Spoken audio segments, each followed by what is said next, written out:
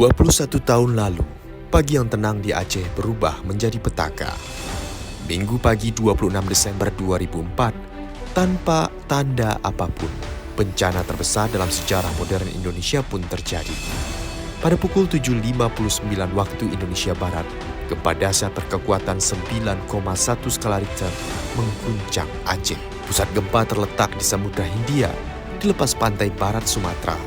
Guncangan terasa hingga Medan.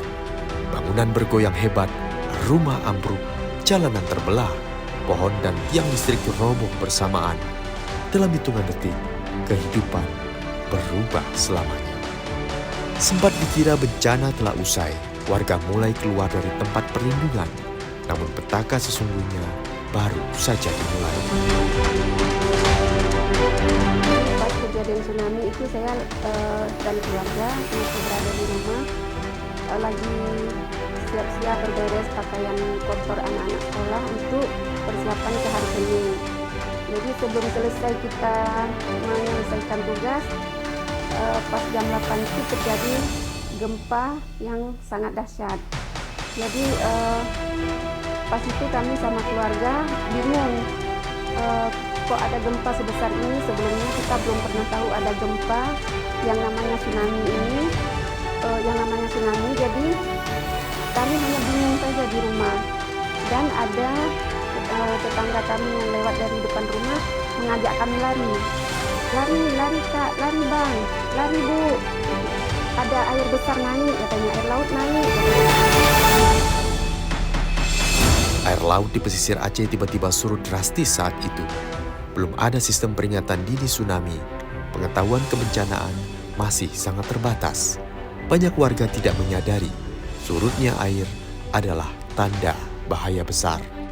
Tak lama berselang, gelombang laut raksasa muncul dari kejauhan, menjulang setinggi puluhan meter, setara hingga melampaui pohon kelapa. Tidak ada waktu menyelamatkan diri. Tsunami menyapu daratan Aceh, menenggelamkan warga, meratakan rumah, kendaraan, dan seluruh kehidupan yang telah dibangun bertahun-tahun. Yang warnanya kita pun nggak tahu, mau bilang warna biru bukan, abu-abu juga, enggak hitam juga enggak, pokoknya warnanya campur dengan suara yang seperti menerkam mengaum gitu. Kita juga lihat pohon kelapa tercabut, menggulung-gulung dalam air, tiba-tiba air sampailah sama kami. Kami disapu air, terus terangkat, sampai kami di hubungan rumah, kesangkut di situ sampai dari jam kejadian itu sampai besok pagi jam 3 pagi baru kami dievakuasi. Dan di situ ada berapa keluarga saya yang tidak bisa diselamatkan, meninggal di situ, termasuk anak, suami, orang tua, adik juga, adik sepupu. Pas besoknya barulah kami dievakuasi, dibawa ke tempat pengungsian sementara. Di situ anak saya nggak tahu dibawa kemana, suami juga nggak tahu di mana, orang tua nggak tahu di mana, karena posisi kaki saya yang patah, tidak bisa mengikuti kemana dibawa jenazah keluarga saya itu. Jadi sampai sekarang pun saya nggak ngerti, nggak tahu di mana kuburan untuk anak saya, suami saya itu nggak tahu saya di mana. Aceh lulu lantak, kawasan pesisir berubah menjadi puing dan lautan lumpur. Puluhan ribu nyawa hilang dalam sekejap. Bencana ini tidak hanya melanda Indonesia. Tsunami akibat gempa megatrust Samudra Hindia menghantam Thailand, Sri Lanka, India, Myanmar, hingga pantai timur Afrika. Namun Aceh menjadi wilayah paling parah terdampak. Di sejumlah titik tinggi gelombang mencapai 30 meter. Data Badan Penanggulangan Bencana mencatat, khusus di Aceh, sekitar 130.000 warga meninggal dunia. 500.000 warga lainnya kehilangan tempat tinggal.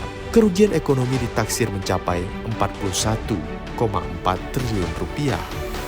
21 tahun berlalu, namun luka itu tetap membekas. Tsunami Aceh menjadi pengingat. Warga Aceh secara rutin berziarah dan berdoa di kuburan massal korban tsunami, seperti di Siron dan Ulele, terutama saat peringatan bencana. Untuk mengenang keluarga yang hilang, memohon ketabahan, dan meningkatkan kesadaran akan potensi bencana sambil mengirimkan doa bagi para syuhada yang dimakamkan di sana tanpa nama. Ciptakan suasana haru dengan zikir, doa bersama, dan refleksi diri. Untuk sidik kami tidak berziarah, cuma mencari dan berdoa. Saya selalu memposting di media sosial untuk menemukan adik saya.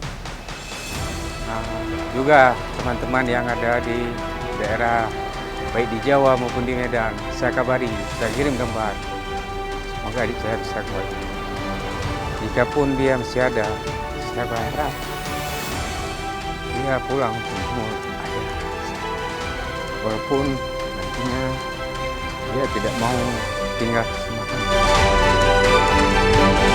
Hidup di negeri cincin api berarti harus belajar bersiap dan hidup berdamai dengan alam. Selain melewati trauma tsunami, kini warga Aceh juga harus berusaha melawan duka dan bangkit dari bencana banjir bandang. Aceh kuat, Aceh bangkit. Duka Aceh, duka kita semua. Aceh, Lon sayang.